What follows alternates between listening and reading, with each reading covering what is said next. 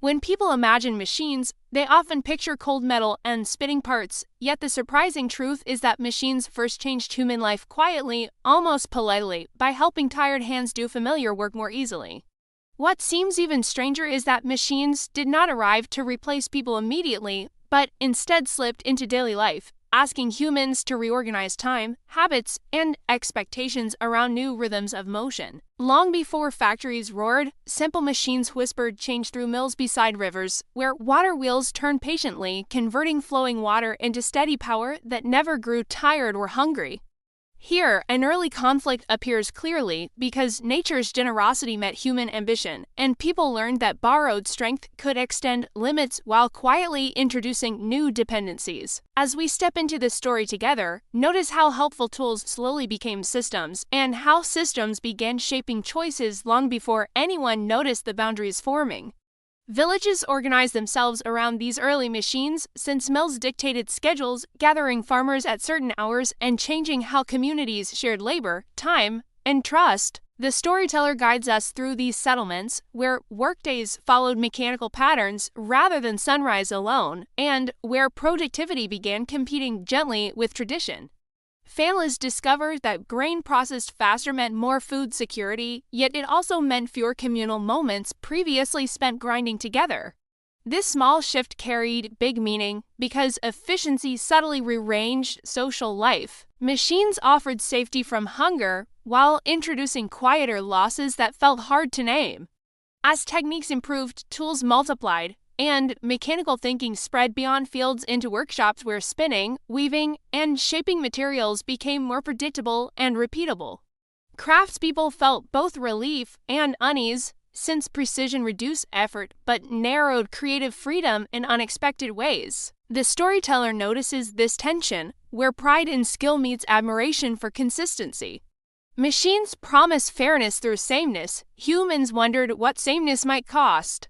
Soon, mechanical power demanded space, drawing workers into shared buildings where synchronized labor replaced individual pacing and personal control. This reorganization of work reshaped daily life dramatically, shifting homes, meals, and sleep around whistles and turning gears.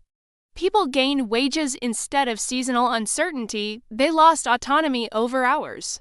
Security and submission stood uncomfortably close. Cities expanded as machines multiplied, pulling families toward opportunity while compressing living space and testing social patience. The storyteller walks us through crowded streets where innovation felt exciting and exhausting at once. Markets filled faster, air grew thicker, time seemed faster, even though clocks already existed.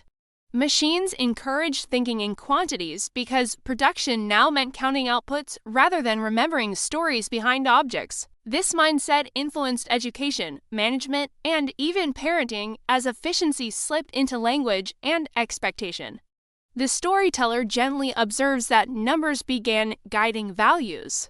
Measurement replaced memory, progress became visible, while meaning required more effort.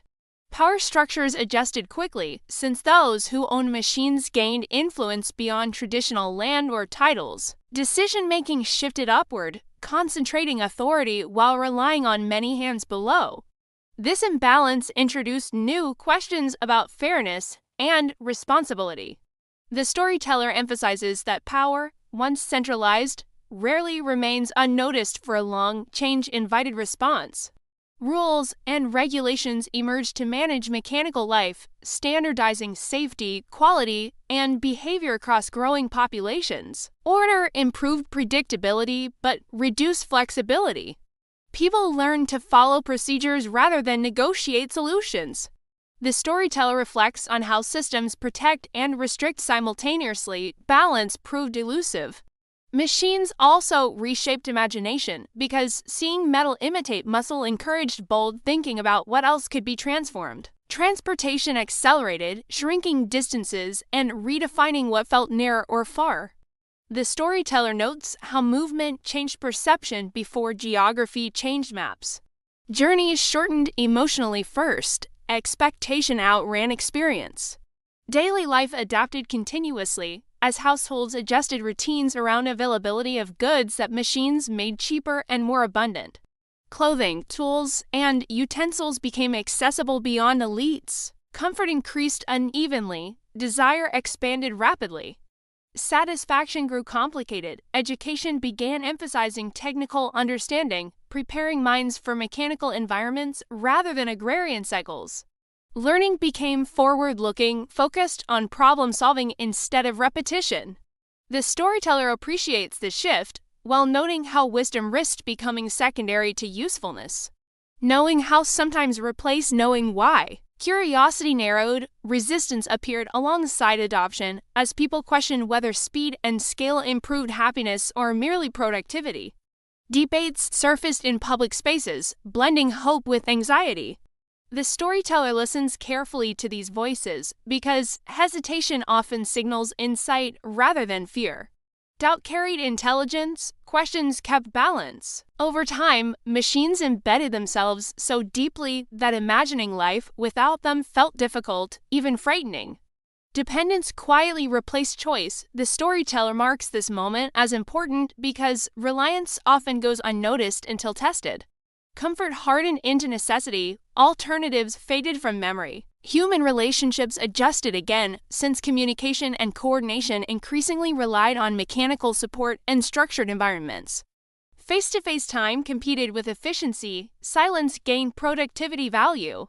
The storyteller gently smiles at this irony. Connection evolved alongside convenience. Early promises of liberation coexisted with new forms of fatigue, revealing that effort shifts rather than disappears. Machines carried burdens physically, humans carry them mentally. The storyteller observes this trade carefully. Ease created complexity. As party settles here, machines stand not as villains or heroes, but as powerful partners reshaping human life through structure, speed, and skill, quietly preparing the stage for deeper changes still unfolding just beyond this moment. As the journey continues, machines begin influencing not just workspaces, but the human sense of identity, since people increasingly define themselves by roles within systems rather than by seasons, crafts, or family traditions passed quietly across generations. The storyteller guides us through workshops and offices where titles mattered more than personal stories, and where belonging depended on fitting smoothly into mechanical rhythms that rewarded consistency while quietly discouraging deviation. Children grew up watching adults synchronize their lives to machines, learning early that punctuality, precision, and repetition carried social value beyond effort or imagination. Education echoed this lesson, shaping minds to operate efficiently inside systems rather than wander freely outside them. Curiosity survived, but it learned to wear uniforms. Machines encourage specialization, dividing tasks into narrow segments that promise mastery while limiting broader understanding of complete processes. The storyteller pauses here because specialization brought pride alongside invisibility, allowing individuals to excel while rarely seeing the full picture of their contribution. This fragmentation reshaped confidence, since knowing one task deeply sometimes replaced understanding life widely. Competence grew precise, perspective grew fragile. As production accelerated, consumption followed eagerly, and societies learned to equate availability with success, even when abundance masked growing waste and inequality. The storyteller walks through bustling markets where goods flowed faster than reflection and where desire learned to outrun necessity. Choice expanded outward, contentment did not always follow. This imbalance quietly defined modern life. Machines also altered time itself, slicing days into measurable units that could be optimized, sold, and saved. The storyteller notices clocks becoming moral guides rather than neutral tools. Lateness gained shame, speed gained praise.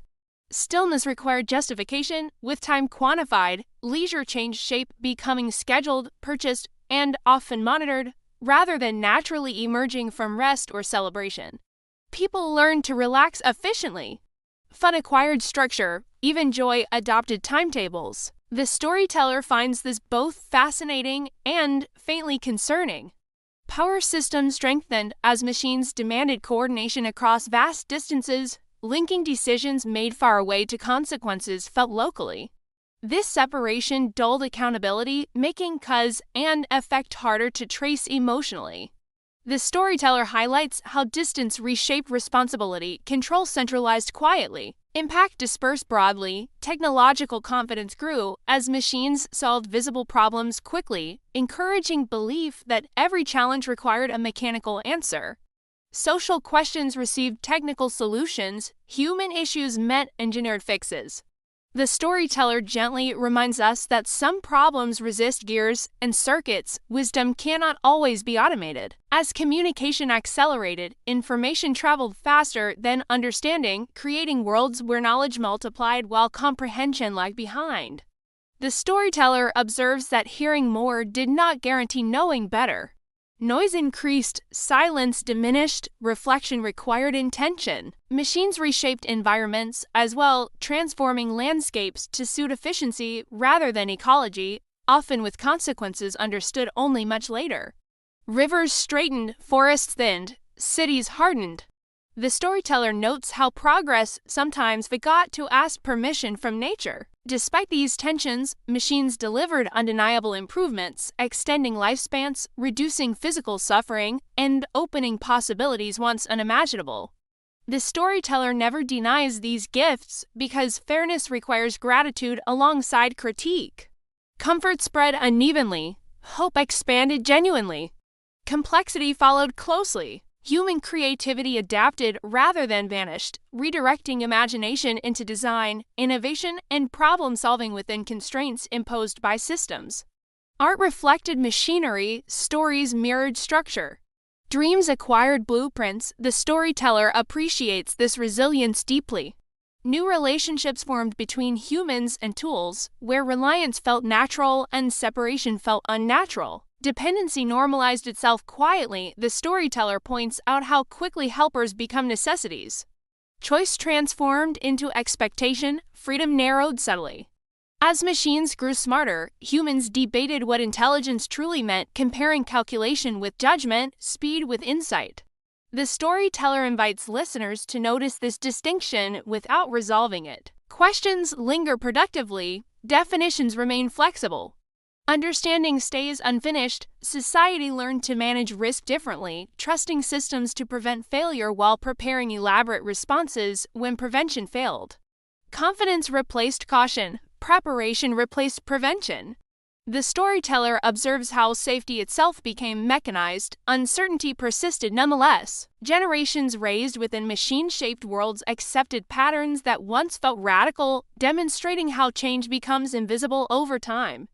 The storyteller reflects softly on adaptation as humanity's quiet superpower. Normalization followed innovation.